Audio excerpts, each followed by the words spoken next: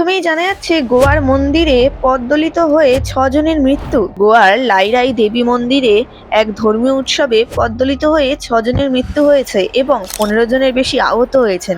রাজস্থানে পুলিশ অবৈধ বাংলাদেশি অভিবাসীদের বিরুদ্ধে অভিযান চালিয়েছে। ইটভাটা ও কারখানাগুলিতে তল্লাশি চালিয়ে অনেককে গ্রেফতার করা হয়েছে। ভারতীয় সেনাবাহিনী অপারেশন ব্রহ্মা নামে একটি উদ্ধার অভিযান চালাচ্ছে, যা মিয়ানমারে ভূমিকম্পে ক্ষতিগ্রস্তের সহায়তা প্রদান করেছে। পশ্চিমবঙ্গ সরকার 2025 থেকে 26 অর্থবছরের বাজেটে 3.89 লক্ষ কোটি টাকার বরাদ্দ ঘোষণা করেছে, যা রাজ্যের অর্থনৈতিক উন্নয়ন ও সামাজিক কল্যাণে ব্যয় করা হবে। কলকাতায় দিনের তাপমাত্রা ছাড়িয়ে যাবে প্রায় 34 ডিগ্রি সেলসিয়াস এবং বাতাসে আর্দ্রতার পরিমাণ 70%।